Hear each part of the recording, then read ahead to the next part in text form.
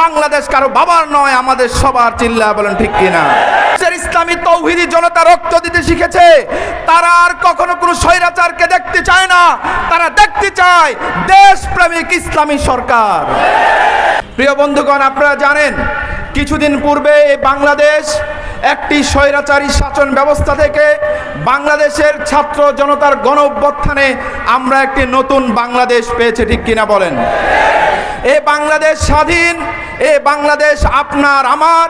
এখন এমন একটি পরিস্থিতি তৈরি হয়েছে, আমরা বলতে পারি এই বাংলাদেশ কারো একার নয়, এই বাংলাদেশ কারো বাবার নয়, আমাদের সবার। চিল্লায় বলেন ঠিক কিনা?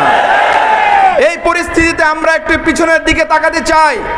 যে স্বৈরাচার সরকার আমাদের মাথার উপরে দাঁড়িয়েছিল, তারা এদেশের অর্থনীতিকে পঙ্গু করেছে, এদেশের আইন ব্যবস্থাকে ধ্বংস করেছে, এদেশের মানুষকে, পুরো দেশকে একটি অন্ধকার রাজ্যে পরিণত করেছিল।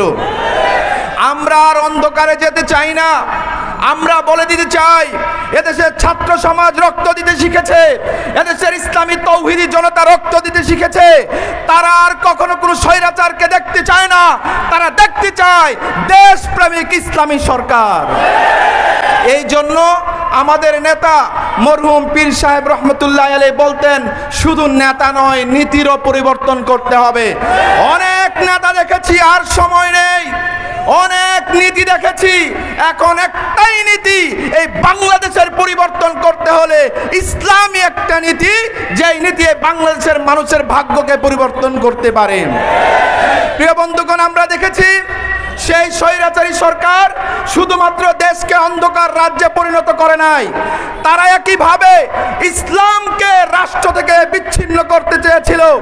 আমরা দেখেছি আমাদের বাংলাদেশের সংবিধান থেকে ইসলামকে মুছে দেওয়ার চক্রান্ত হয়েছিল, কিন্তু তখন আমাদের নেতৃত্ব পীর সাহেব চরমনাই, শাইখে চরমনাইয়ের নেতৃত্বে এদেশের তৌহিদি জনতা মাঠে ময়দানে ঝাঁপিয়ে পড়েছিল, বাধার প্রাচীর তৈরি করেছিল, যে কারণে তৎকালীন স্বৈরাচার সরকার ইসলামের দিক থেকে মুখ ফিরিয়ে এনেছিল, ঠিক কিনা বলেন?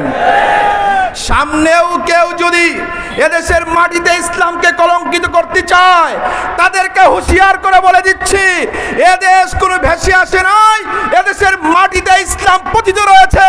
কেউ যদি ইসলামকে মুছে দিতে চায়, বরং তারা এই বাংলার মাটি থেকে মুছে যাবে, মুছে যাবে, মুছে যাবে। এই জন্য প্রিয় বন্ধুগণ, মাধবদীর মাটি হলো ইসলামের ঘাঁটি, এই মাধবদীর মাটি হলো ইসলামী আন্দোলনের ঘাঁটি। বারবার আপনারা প্রমাণ দেন, কিন্তু সামনে ব্যালটের মাধ্যমে প্রমাণ দিতে হবে।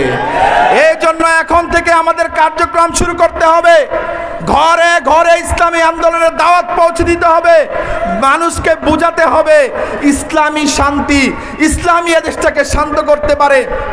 কারণ ইদানিং আবার দেখেছেন বিভিন্ন দলের মানুষরা বলতে লাগছে যে ইসলাম যদি এদেশে আসে, এদেশের মানুষকে ক্ষতিগ্রস্ত করবে। আমি বলতে চাই, যারা ইসলামের বিরুদ্ধাচরণ করার কথা বলছেন, তাদেরকে বলে দিতে চাই, ইসলাম ছাড়া এদেশে কেউ রাষ্ট্র ক্ষমতায় যেতে পারবে না। যারাই রাষ্ট্র ক্ষমতায় যাবে, যদি ইসলাম ভুলে যায়, এদেশের মানুষ তাদেরকে ভুলে যাবে। এই আহ্বান রেখে আগামী দিনে ইসলামী আন্দোলনের পক্ষে সকল জনমত গঠনের জন্য, জনগণের দুয়ারে পৌঁছে দেওয়ার জন্য আহ্বান রেখে আজকের মতো বক্তব্য শেষ করছি। বাংলাদেশ জিন্দাবাদ, ইসলামী আন্দোলনে বাংলাদেশ জিন্দাবাদ। আসসালামু আলাইকুম ওয়া রাহমাতুল্লাহ।